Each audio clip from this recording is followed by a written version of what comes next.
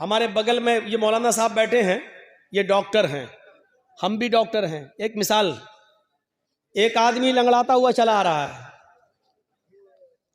Jersey साहब कह रहे हैं कि उसके पैर में मोच आ गई है इसलिए लंगड़ा रहा है। मैं डॉक्टर हूं, मुझे तजर्बा है कि उसके पैर में मोच आ गई है इसलिए लंगड़ा रहा है। हमारे बगल में जो मौलाना है ये डॉक्टर है, ये कह रहे नहीं नहीं नहीं नहीं नहीं, उसके कमर में दर्द है इसलिए लंगड़ा रहा है। क्योंकि मैं भी डॉक्टर हूं, मुझे भी तजर्बा है, मेरा तजर्बा कहता है कि उसके कमर में दर्द है इसलिए लंगड़ा रहा है। जर्जी साहब ने कहा अगर उसके पैर में मोच ना आई हो तो 1000 रुपया मैं हार जाऊंगा। मौलाना साहब कहने लगे अगर उसकी कमर में दर्द ना हो तो 1000 रुपया मैं हार जाऊंगा। चलो 1000 रुपया दोनों मौलाना ने दिया और लियाकत साहब के पास रख दिया, लीजिए, अगर मेरी बात सही निकले तो मैं जीत जाऊंगा, इनकी बात सही निकले तो ये जीत जाएंगे। थोड़ी देर के बाद सामने लंगड़ाता हुआ आदमी सामने आ गया। जर्जी साहब ने पूछा बताओ तुम्हारे पैर में मोच है? मौलाना साहब ने पूछा कहो क्या तुम्हारे कमर में दर्द है? उस लंगड़ाते हुए चल कर आने वाले आदमी ने कहा न तो मेरे पैर में मोच है न कमर में दर्द है। जब कमर में भी दर्द नहीं है, पैर में भी मोच नहीं है, फिर तुम लंगड़ा क्यों रहे हो? उसने चप्पल दिखाई कि ये टूट गई थी इसलिए मैं लंगड़ाते हुए चल रहा था चप्पल को बचाते हुए। लीजिए साहब, जर्जी साहब ने जो सोचा, जो गुमान किया वो भी गलत, मौलाना साहब ने जो सोचा वो भी गलत। 1000 इनको इनका दे दिया, मैंने अपना रख लिया। जरूरी नहीं कि आप किसी के बारे में जो सोच रहे हैं वो सही ही हो। इसलिए कुरान कहता है ज्यादा बदगुमानी से बचो, क्योंकि बाज बदगुमानियां इंसान को गुनाहगार बना देती हैं। बाज बदगुमानियां इंसान को गुनाहगार बना देती हैं। मेरे प्यारे साथियों, तसव्वुर करो इमाम औज़ाई रहमतुल्लाह अलैह के बीवी के पास एक औरत मिलने आई। सुबह फजर की नमाज के बाद, सूरज निकलने के बाद उनसे एक औरत मिलने आई। किससे? इमाम औज़ाई रहमतुल्लाह अलैह की बीवी से। दरवाजा खटखटाया, इमाम औज़ाई रहमतुल्लाह अलैह फजर की नमाज के बाद, सूरज निकलने के बाद भी कुरान की तिलावत कर रहे थे, दुआ मांग रहे थे, चटाई पर बैठे थे। जब दरवाजे पर दस्तक की आवाज सुनी तो जाते हैं और दरवाजा खोलते हैं तो क्या देखते हैं, उनके गांव की एक औरत दरवाजे पर खड़ी है। उस औरत ने कहा इमाम साहब मुझे आपकी बीवी से मुलाकात करना है, मैं आपकी बीवी से मिलने आई हूं। इमाम औज़ाई रहमतुल्लाह अलैह ने कहा अंदर आओ। उन्होंने कुरान लिया और खुद बीवी के रूम में चले गए और अपनी बीवी से कहा तुमसे मोहल्ले की कोई औरत, गांव की कोई औरत मिलने आई। इमाम औज़ाई की बीवी निकल के आई और उस मोहल्ले की औरत को उसी चटाई के ऊपर बिठा दिया जिस चटाई पर इमाम औज़ाई कुरान पढ़ रहे थे। वो औरत जैसी ऐसे बैठी, ऐसे, तो ये पीछे चटाई पर कुछ पानी पड़ा हुआ था, वो उससे वो भीग गई, पूरा वो तर हो गई और ऐसे झटकने लगी। शर्म नहीं आती, तुमने मुझे यहां पे ढाल दिया। उसकी नजर पड़ी तो इमाम औज़ाई का 3 साल का बच्चा, छोटा सा बच्चा, नंगा घूम रहा था। नहीं कपड़े पहने हुए थे, छोटे छोटे बच्चे कभी ऐसे ही होते, नंगा। वो समझी कि इस बच्चे ने पेशाब किया है इसीलिए उसकी चड्डी अड्डी उतार दी गई है, ये नंगा है और इस बच्चे के पेशाब पे हमें बिठा दिया इस औरत ने। कहने शर्म नहीं आई, तुमने इस बच्चे के पेशाब पे मुझे बिठा दिया है। इमाम औज़ाई की बीवी कहती है कि बेफिक्र रहो बहन, ये पेशाब नहीं है। अरे तुम कह रही हो पेशाब नहीं है, बच्चा नंगा घूम रहा है, उसकी चड्डी ये पड़ी हुई है, भीगी हुई चड्डी ये पड़ी हुई है और चटाई पर ये भीगा और उसकी वजह से मेरा कपड़ा भीग गया, मैं नापाक, मेरा कपड़ा नापाक हो गया। अब घर जाने के बाद कपड़ा भी धुलूं और इतना हिस्सा भी मैं अपना धोऊं। इमाम औज़ाई की बीवी कहती है मेरी बहन, मैं तुमसे फिर कहती हूं कि बेफिक्र रहो, ये मेरे बच्चे का पेशाब नहीं है, आपका कपड़ा नापाक नहीं हुआ है, आपको इन्हीं कपड़ों में नमाज पढ़ लेनी है, धोने की जरूरत नहीं है।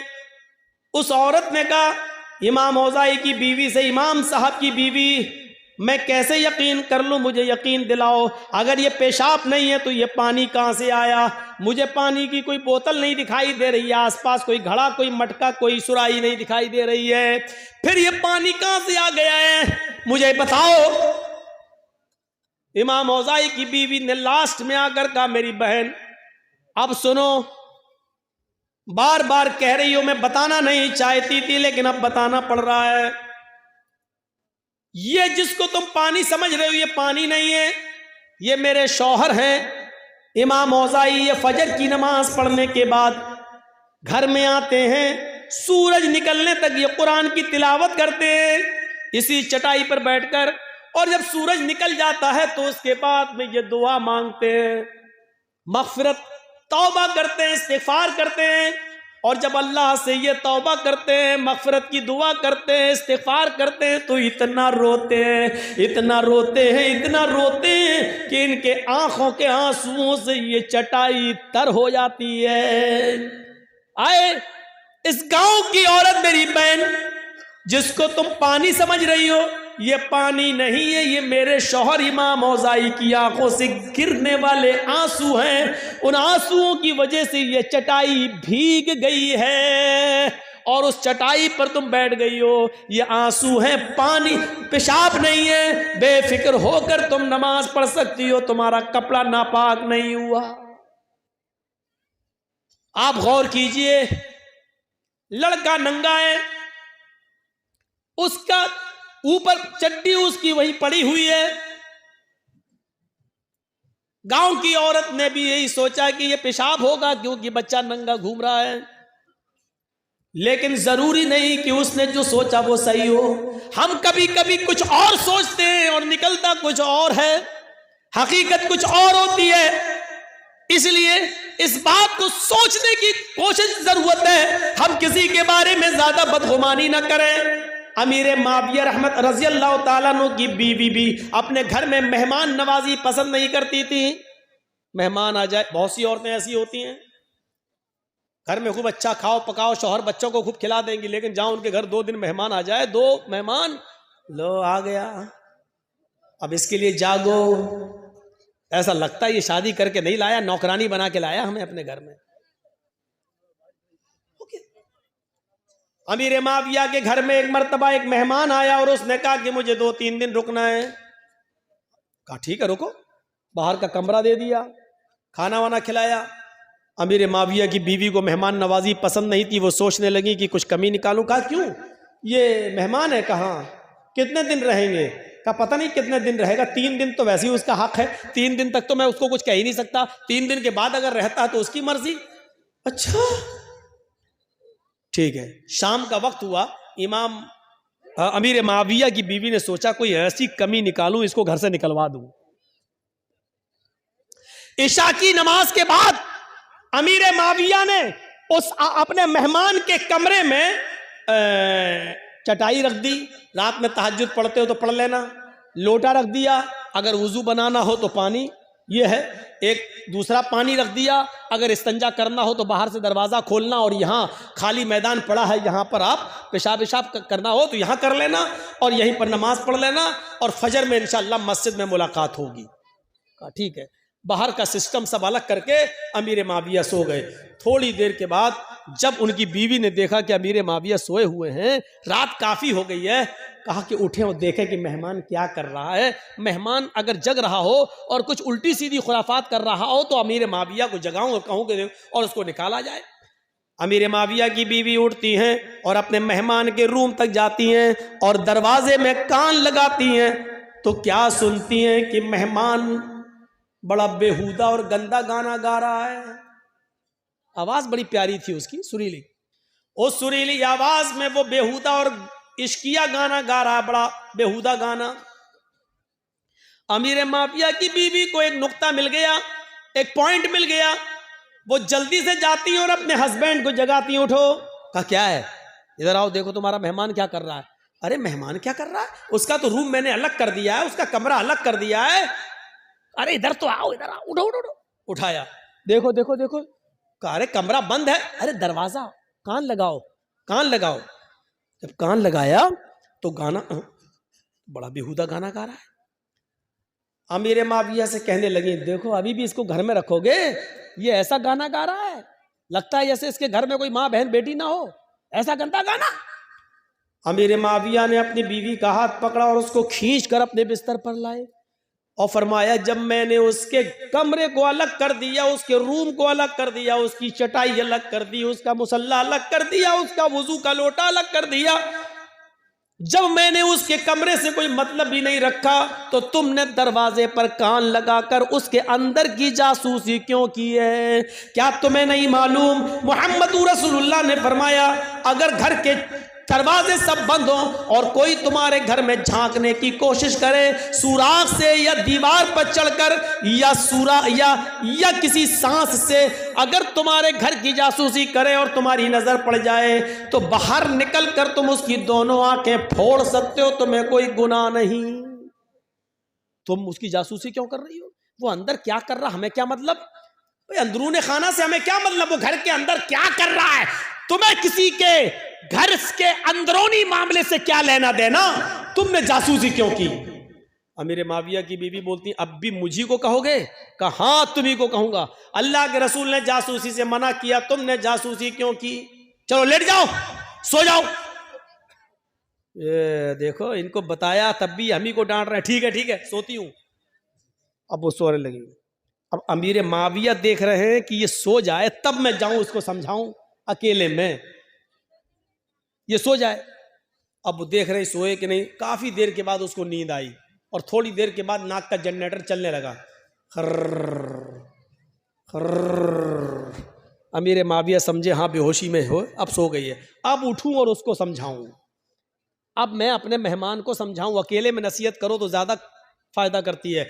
अमीर माविया उठते हैं, उसके कमरे की तरफ जाते हैं, कान लगाकर सुनते हैं कि एक बार और देख लूं, अगर जाग रहा है तो अंदर जाऊं, और नहीं जाग रहा हो, सो रहा होगा, तो उसकी नींद खराब करने से क्या फायदा? सुबह फजर के बाद जगा दूंगा, सुबह फजर के बाद समझा दूंगा। तो कान लगाते हैं कि देखें गाना गा रहा कि नहीं। अब जब कान लगाया तो क्या सुनते हैं कि वही मेहमान अब कुरान की तिलावत कर रहा है। अभी थोड़ी देर पहले गाना गा रहा था, लेकिन अब इतनी देर के बाद जब दोबारा कान लगाकर सुना तो वही मेहमान सुरीली और बेहतरीन क़िरात में कुरान की तिलावत कर रहा है।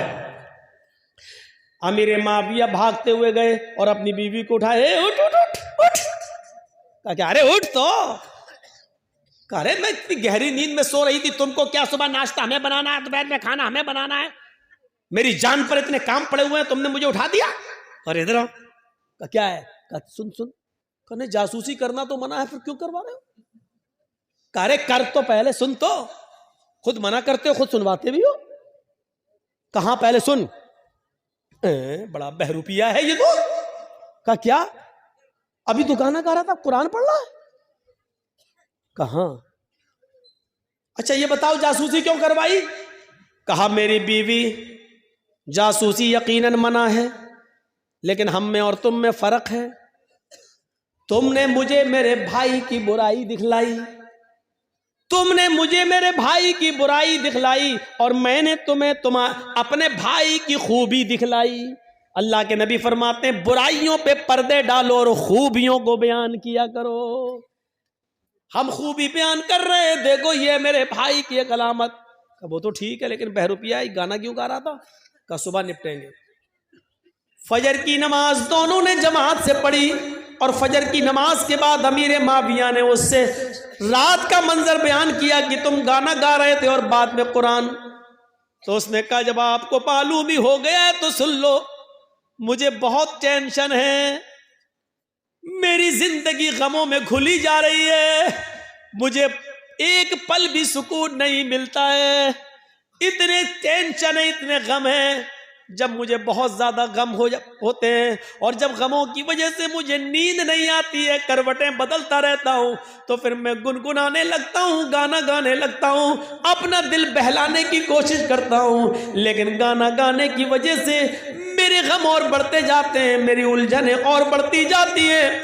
फिर मैं वुजू बनाता हूं और कुरान की तिलावत करना शुरू कर देता हूं, इसलिए कि अल्लाह ने फरमाया अला बिज़िक्रिल्लाहि तत्मइन्नुल कुलूब, अल्लाह का जिक्र करने से ही दिलों को सुकून मिलता है। इसलिए मैं दिल को सुकून हासिल करने के लिए मैं कुरान की तिलावत करने लग जाता हूं। अमीर माविया ने कहा जिंदगी से लड़ना सीखो, जिंदगी से लड़ना सीखो, गमों को पछाड़ना सीखो।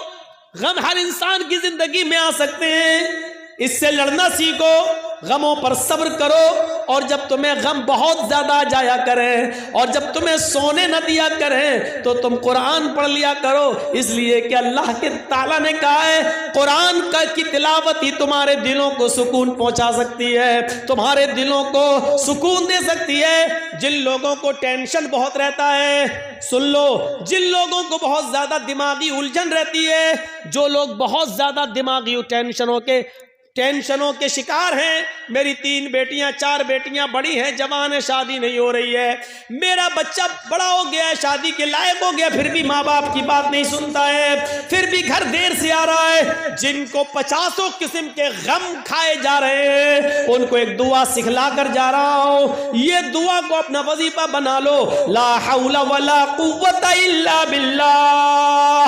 बस इतनी सी दुआ है, इस दुआ को उठते बैठते पढ़ते रहा करो। अल्लाह के नबी फरमाते हैं ये ला हौला वला कुव्वता इल्ला बिल्लाह, ये 99 बीमारियों की दवा है। और सबसे हल्के दर्जे की बीमारी यह है कि इंसान के गम नहीं दूर हो रहे हो, इंसान को टेंशन हो, तो ये सबसे हल्की बीमारी है जो इस दुआ से चली जाती है। इससे बड़ी बड़ी 98 बीमारियां और हैं जो इस दुआ के पढ़ने से जाएंगी। मेरे भाइयों, ये दुआ को हमारी माँ बहनें भी याद कर ले, आप भी याद करिए। टेंशन की ये दुआ है, जहनी उलझन की ये दुआ है, गम और उलझन, और जिसके दिमाग में हजारों किस्म के ख्यालात आते हैं, उसकी जिंदगी में सुकून नहीं, तो वो ये दुआ पढ़ता रहे, ला हौला वला कुव्वता इल्ला बिल्लाह। और साथ में ये दुआ भी अगर मिला सकता है तो मिला ले, या मुसर्रिफल कुलूबी सर्रिफ कल्बी अला दीनिक, आए दिलों के पलटने वाले, मेरे दिल को अपने दीन की तरफ, अपने मजहब की तरफ, इस्लाम की तरफ पलट दे, मेरा दिल इधर उधर नहीं, सिर्फ अपने दीन की तरफ लगा दे। ये दोनों दुआएं आप इसको अपना वजीफा बनाइए। दोनों नहीं पढ़ सकते तो एक दुआ ला हौला वला कुव्वता इल्ला बिल्लाह, इसको ही अपना वजीफा बना लीजिए। बेहतर है कि दोनों पढ़ें, दोनों नहीं पढ़ सकते तो कम से कम एक दुआ पढ़िए। ये जहनी उलझनों को दूर करने की एक दुआ है। तो मेरे भाइयों, अमीर माविया ने अपनी बीवी से क्या कहा, तुम्हें किसी के अंदरूनी खाने से क्या मतलब और बदगुमानी करने से क्या फायदा? नहीं, तुम्हें कुछ नहीं करना है, तो बदगुमानी हमें और आपको नहीं करना है। या अय्युहल्लज़ीना मनुस्तनिबू कसीरम मिनज़्ज़न इन्न बअज़-ज़न्नि, ईमान वालों तुम एक दूसरे से ज्यादा बदगुमानी मत किया करो, इसलिए कि बहुत सी बदगुमानियां इंसान को गुनाहगार बना देती हैं। हम किसी के बारे में बुरा सोचेंगे तो बदगुमानी होगी, और बदगुमानी इंसान को गुनाहगार बना देती है। मेरे भाइयों, इस्लाम के अंदर दाखिल हो जाइए, एक दूसरे की हमदर्दी अपनाइए, एक दूसरे के हमदर्द बनिए। और साथ में मैंने शुरू किया था कि जो नमाज किसी भी हाल में माफ नहीं है, मेरे भाइयों, उस नमाज के लिए हमें और आपको हर वक्त तैयार रहना चाहिए। मैंने सुबह जुमे के खुतबे में कहा था कि अगर गांव में कोई लड़का किसी लड़की को लेके भागता, उसकी पंचायत हो जाती है, तो गांव में सरदार को चाहिए कि अगर कोई आदमी नमाज नहीं पढ़ता है तो उसकी भी पंचायत होनी चाहिए, उसके ऊपर भी जुर्माना आयद होना चाहिए। नमाज दीन का हम सुतून है, और ये जलसा भी मस्जिद की तामीर और तरक्की के लिए किया गया है। मेरे भाइयों, शायद आपको मालूम होगा मस्जिद बनाने का सवाब कितना ज्यादा है। आपको ये एक चीज की तरफ मैं इशारा कर दूं, और इस बात को सुनिए, आप ताज्जुब करेंगे। मस्जिद नबवी जब बनकर तैयार हुई, मस्जिद नबवी आप जानते कैसी थी? खजूर के पत्तों की छत। अरे ये तो बहुत अच्छी है, ये जो आपने पर्दा डाला ये तो बहुत अच्छा। खजूर के पत्तों की छत, ये हवा चलती थी तो पत्ते उड़ जाते थे।